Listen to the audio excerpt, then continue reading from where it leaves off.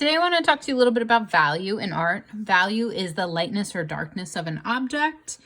A lot of people also refer to value in two-dimensional media like drawing, painting, shading sometimes, and highlighting. And today I'm just going to show you a few value techniques that you can get started with. It does take time and practice, but it's really cool to play around with value and just have fun. So take the pressure off. So first thing I want to talk to you about are maybe some materials you might want to use. You could use a pen. You could use a pencil. There's a lot of different materials you can use. I'm just going to use those two for today. And often a lot of people don't even notice value because it comes up as shadows and highlights. So I want to show you my glue stick. And if you look, most people would say that the bottom of the glue stick is white. And technically, yes, it's white, but an artist will also see the shadows. So when you're looking at this glue stick, you might notice that this part is really white, but then this part's a light gray. This part's a darker gray that transitions and lighter. So as artists, we also look at where the shadows are. And you can even interpret something that is in color using value in black and white. So here's just a few tips to get started. If you are using a pen, there's a few different ways to create value. Often we'll say that you can do it with hatching, and hatching are just lines, and they don't have to be perfect. They can be closer together to make it darker. They can get farther apart to make something a little lighter, and you're gonna see the lines. People love that in hatching. There's another technique called cross hatching, where you do the same kind of thing. Lines that are closer together appear darker from far away, but you also will then cross over them. And you can do that in so many different ways. It doesn't have to be this perfect crisscross.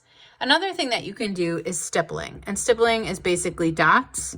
You might want to use a thicker marker if you're impatient like me, but the closer together the dots are, the darker they will appear. And the farther apart they are, the lighter they appear. And this works best when you're looking at from far away, but this is a great way to use a pen. You could use a pencil to do this, but I love to use pens to do this, especially when I'm doodling, or markers.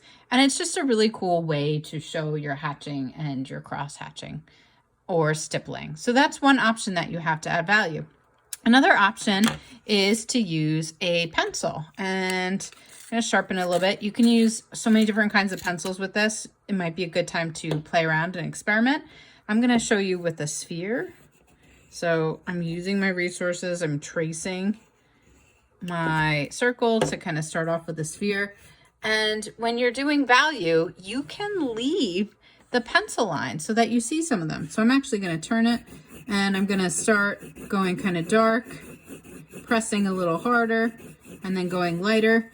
If I'm doing a flat surface, like a rectangle, I am going to press really hard, and I'm going to probably use straight lines and slowly get lighter and lighter. I'm getting some of the table underneath, the texture of the table there. So you could also play around with things like that. Maybe you like it, maybe you don't like it, and you want to make a change, and you're going to try different things underneath. I want you to really experiment and play as artists to figure out what you like, what you don't like. And that'll change the texture.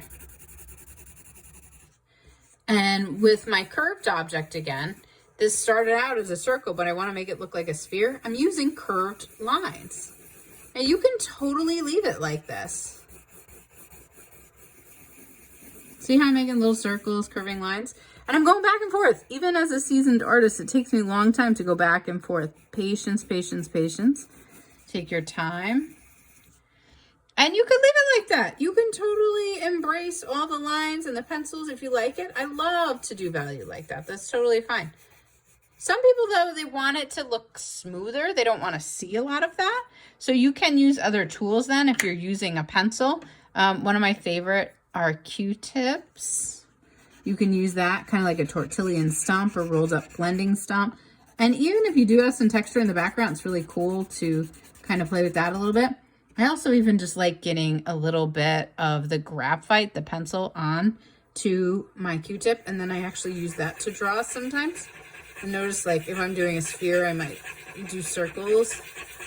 I'm always thinking about the direction of my hand movement.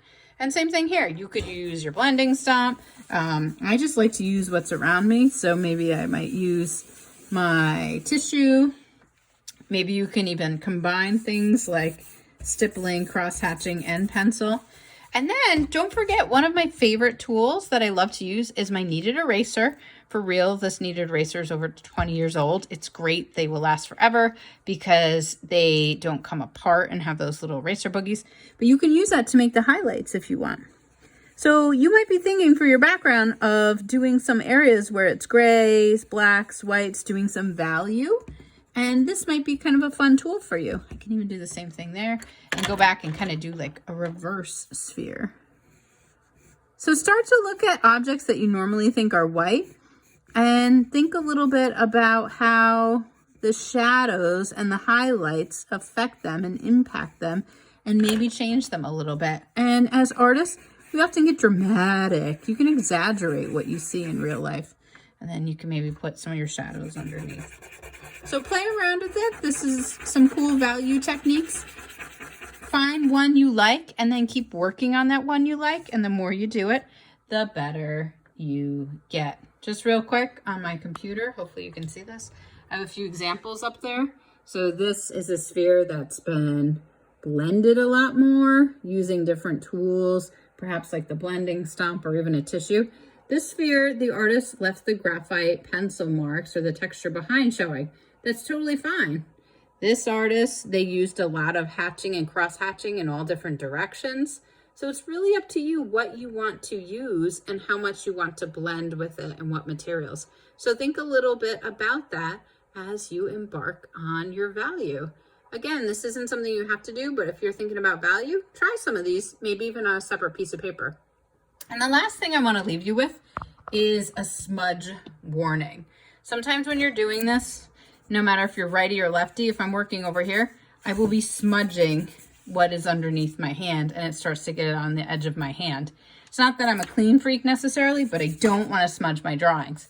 So as I'm working, especially with pencil, you don't have to worry about this so much with pen necessarily, but more so with pencil, I tend to cover up some areas and I use a scrap paper as a placemat while I'm working. And you can see my hand is under the scrap paper so it doesn't smudge my drawing. Might not seem like a big deal, but it's a good habit to get into. So when you're creating awesome artwork and things are going really, really, really well, then you won't smudge it accidentally because you'll be in that habit.